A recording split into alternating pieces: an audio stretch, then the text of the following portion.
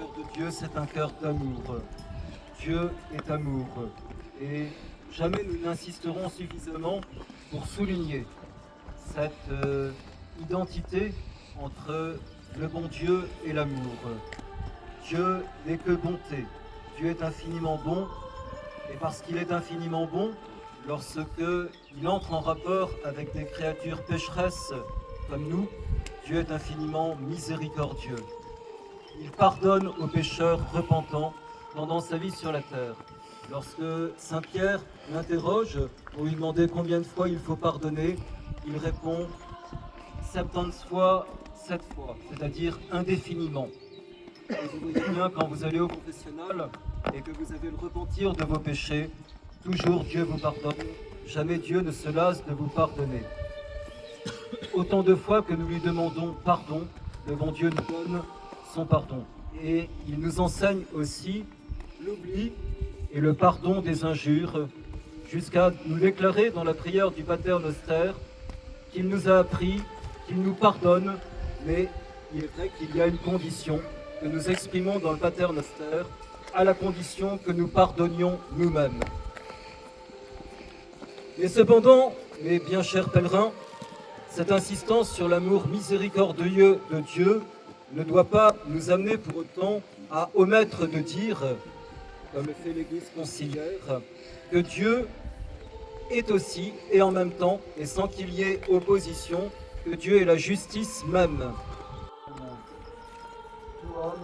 Et funde super creatura sistas, et presta Christis ei secundum legem, et voluntatem tuam cum gratiarum actione, usus spiri per invocationem sanctissimum nomis tui, corporis salutatem et anime tutelam Theoptore Pacifiat, per Christum Dominum nostrum. Amen.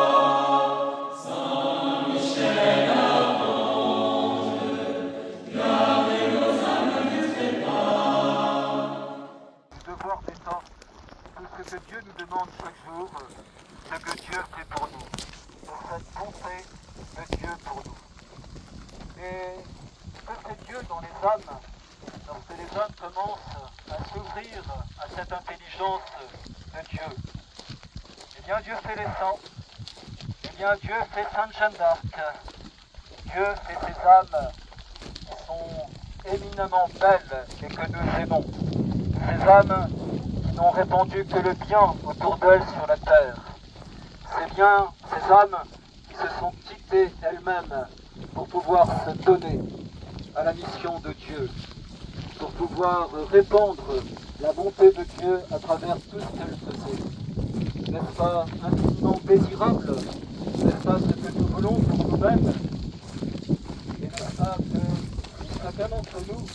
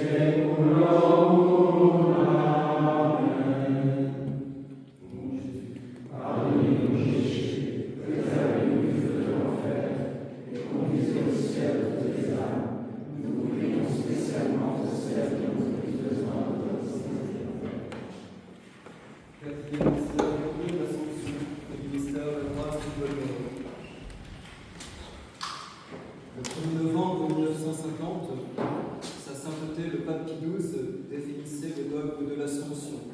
La très sainte Vierge Marie est montée au ciel dans son âme et dans son corps. Parce que la très sainte Vierge Marie est montée au ciel dans son âme et dans son corps, nous n'avons aucune relique sur la terre du corps de la très sainte Vierge Marie. Et voici la ressemblance. Ô Jeanne, vous qui auriez préféré 1000 fois plutôt souffrir la décapitation ou tout autre supplice plutôt que d'être brûlée, nous n'avons aussi de vous aucune relique de votre corps. Nous n'étions pas dignes de posséder de telles reliques de la très sainte Vierge Marie ou de sainte Jeanne.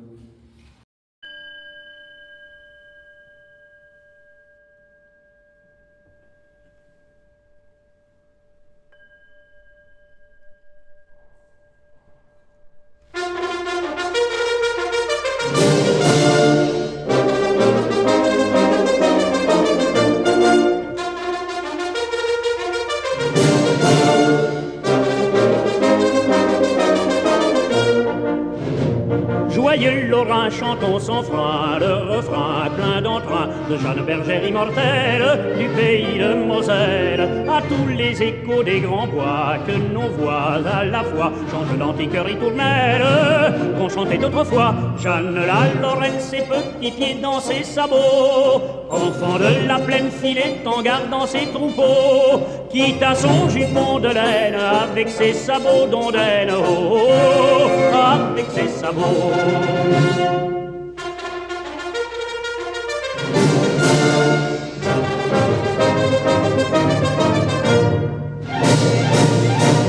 Fiers enfants de la Lorraine, des montagnes à la plaine, sur nous plane ombre sereine, Jeanne d'Arc, vierge souveraine, vieux Gaulois à tête ronde, nous bravons tout à la ronde.